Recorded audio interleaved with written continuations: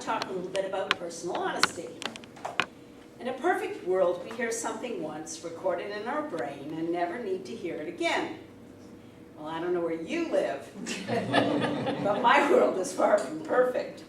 I have doubts, fears, and disappointments in my life, and occasionally need little shots of inspiration to inspire, to encourage, and to motivate. I'm sure you heard the 3 keys to buying real estate: location, location, location. So today I'd like to share with you the keys to managing your attitude. Reinforce, reinforce, reinforce. There was a time in my life when I thought that to be liked, I had to be strong, strong like the Rock of Gibraltar. Let the storms rage, let lightning strike, the winds blast and the seas beat violently against it. And there it stands, solid as a rock and secure. To me, fear was weak and anger was bad, so you never showed these emotions, feelings. Through years of practice, I learned to hide many of my emotions, put on a brave front, and pretend to be something outward that I wasn't really feeling inward. The trouble with being a rock, however, is that rocks don't feel. They aren't real either, and they can't relate intimately to anyone. Neither could I. I feared rejection. I, too, was afraid, so I hid myself. One of the serious side effects of denying and hiding our emotions is that we deposit them in our unconscious memory bank, where they build up unhealthy interest. The payoff is that we either withdraw or become defensive, touchy, hostile, non-feeling, cold, distant, and/or depressed. Or we act out these buried emotions through destructive behavior or physical illness. Medical science reminds us that unresolved emotions such as fear, sorrow, envy, resentment, and hatred are responsible for most of our sicknesses. Estimates vary from 60 to 100%. I would say to you, 100%. The point is, whenever we fail to admit our faults, we talk or write out our negative feelings in creative ways. We inevitably act them out in self-destructive ways. Dr. Cecil Osborne, author and counselor, wrote, "Many persons bury their feelings which they find unacceptable. For instance, once learned as a child that hate, greed, and jealousy, fear and lust were bad, you shouldn't feel that way as the message which the child received, verbally or otherwise. Furthermore, by a clever bit of unconscious dishonesty, one may have said to himself, 'Christian never hates. I am spiritual, therefore I never feel hatred.' And the aggression, which is the part of the normal equipment of the average human being, is then buried in the subconscious, only to come out in some unacceptable form, often as physical symptoms. Denial of emotions acts also as poison to relationships. It erects bricks and walls around the heart and suffocates love, intimacy, and closeness. So get rid of all the malicious behavior and deceit. Don't just pretend to be good. Be done with hypocrisy, dishonesty, jealousy, and backstabbing. You must crave pure spiritual milk so that you can grow into the fullness of your spiritual being. To help become personally honest, authentic, and real, and thereby greatly enhance our relationships, the following steps will help. First, realize that a normal human being has a whole spectrum of emotions, ranging from love, joy, peace, wonder, through fear, heart, anger, and so on. These are all given by God in emotions. Without them, life would be characteristically dull and boring. To be emotionally whole means to be in touch with every God-given human emotion. Second, we need to see our need, strongly desire to be honest. Third, we need to admit and accept responsibility for any problems we have, and consider the possibility that our impaired relationships, dull marriage, unsatisfied sex life in our marriage, anxiety, depression, destructive habits, and any physical symptoms we might have may be caused by unresolved, supercharged, repressed negative emotions. Fourth, and most important of all, we need to learn to pray the right prayer if necessary. Tell God that you don't know how or too afraid. To be honest with yourself and you need His help. Ask Him to give you the courage to see yourself as you are and face the truth about yourself. His answer will probably come in a very unexpected way. Broken relationships, some spiritual, painful situation. Unfortunately, most of us look at our inner self as if we are hurting insufficiently, or I should say, sufficiently. Fifth, learn through practice to express your feelings openly and honestly, especially to the people who are important to you. If you're feeling hurt, afraid, confused, or angry, admit it and say, I feel confused or angry. Never say, you make me angry, or you hurt me. This blames the other person for our response, which is always our problem and responsibility. Identify why you're feeling the way you are. For example, I know my feelings are my problem and I may be overreacting, but when you speak sharply to me as you do, I feel hurt and or angry. Or simply, when you say or do the things like that, I feel very hurt or angry. If the person won't accept your feelings, then write them out on a letter. How many people belong to AA and Al-Anon? And that's one of the first steps they tell you to start doing, is to help yourself by writing out what it is that you're having the issue with. Okay. I lost my spot. Okay. So if you feel you should give it to the person, first sleep on it and rewrite it before doing so. If they still won't accept them, then try what Gary Smalley and John Trent suggest in their book. It's called The Language of Love. Share how you're feeling by using word pictures. In other words, make up a story that will show how you're feeling.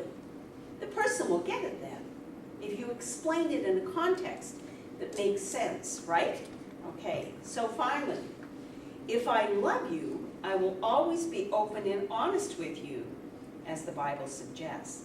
I will always strive to speak the truth in love. Therefore, I will never blame you for my feelings, but will take full responsibility for them and for handling them in a loving, non-judgmental way.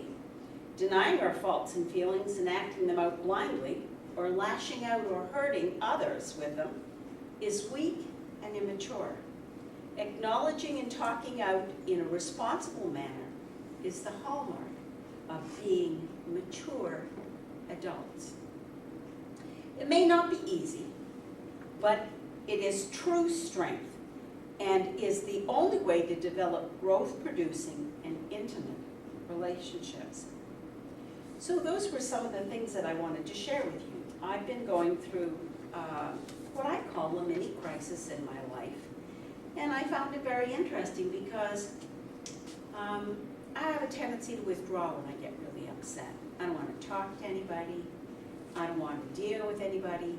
I want to do a pity party. I inherited that from my mother. So I want to share this little story with you, okay? Because it's a research that's been done on the friendship amongst women.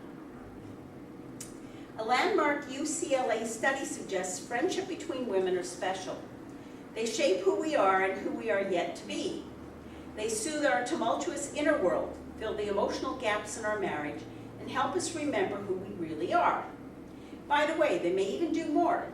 Scientists now suspect that hanging out with our friends can actually counteract the kind of stomach-quivering stress most of us experience on a daily basis. A landmark UCLA study suggests that women respond to stress with a cascade of brain chemicals that cause us to make and maintain friendships with other women.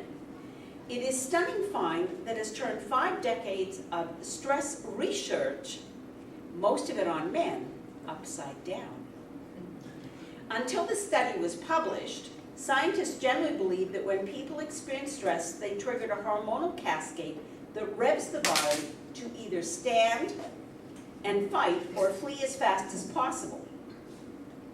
Health at Penn State University, and one of the study authors, is an ancient survival mechanism left over from the time we were chased across the planet by saber-toothed tigers. Now the researchers suspect that women have a larger behavioral repertoire than just fight or flight. In fact, says Dr. Klein, it seems that when the hormonal oxytocin is released as part of the stress responses in a woman, it buffers the fight or flight response and encourages her to tend to children and gather with other women instead.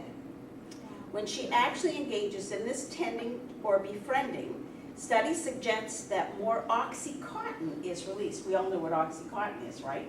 That drug that they give to everybody to kill pain. And this further counters stress and produces a calming effect. This calming response does not occur in men, says Dr. Klein, because of the testosterone men produce in high levels when they're under stress. It seems to reduce the effects of oxytocin. Estrogen, she adds, seems to enhance it. So there you go, men. That's why women are multitaskers. The discovery that women respond to stress differently than men was made in a classic aha moment shared by two women scientists who were talking one day in the lab at UCLA. There was this joke that when the women who worked in the lab were stressed, they came in, cleaned the lab, had coffee, bonded, says Dr. Klein. When the men were stressed, they holed up somewhere in their own. A fellow researcher, Sherry Taylor, said that 90% of the stress research was on males. And this doctor showed her the data from her lab, and the two of them knew instantly that they were onto something. This is how science changes and makes more things relevant. We know that a woman's brain is built differently than men. So it's not surprising that we deal with stress differently than men. And that's not putting men down, it's just simply stating that we as individuals are all different and we work differently. So the women cleared their schedules and started meeting with one scientist after another from various research specialties. Very quickly, Drs. Klein and Taylor discovered that by not including women in stress research, scientists had made a huge mistake. The fact that women respond to stress differently than men has significant implications in our health. It may take some time for the new studies to reveal all the ways that oxytocin encourages us to care for our children and hang out with other women. But the tend to befriend notion developed by Drs. Klein and Taylor may explain why women constantly outlive men. Study after study has found that social ties reduce our risk of disease by lowering blood pressure, heart rate, and cholesterol. There is no doubt, says Dr. Klein, that friends are helping us to live longer. In one study, for example, the researchers found that people who had no friends increased their risk of death over a 6-month period. In another study, those who had most friends over a 9-year period cut their risk of death by more than 60%. Friends are also helping us to live better. The health study from Harvard Medical School found that more friends women had, the less likely they were to develop physical impairments as they aged, and the more likely they were to be leading a joyful life. In fact, the results were so significant, the researchers concluded that not having close friends or confidence was as detrimental to your health as smoking or carrying extra weight. And that's not all. When the researchers looked at how well the women functioned after the death of a spouse, they found that even in the face of the biggest stressor of all, those women who had close friends and confidence were more likely to survive the experience without any new physical impairments or permanent loss of vitality. Those without friends were not always so fortunate. Yet if friends counter the stress that seems to swallow up so much of our life these days, if they keep us healthy and even add years to our life, why is it so hard to find the time to be with them? That's a good question that troubles researchers. So there you go. Every time we get overly busy with work and family, the first thing we do is let go of friendships with other women. We push them right back into the back burner, and that's really a mistake, because women are such a source of strength to each other. We nurture one another, and we need to have unpressured space in which we can do the special kind of talk that women do when they're with other women. It's a very healing experience. Yes to sisterhood. Treasure our women friends. Namaste. Thank you.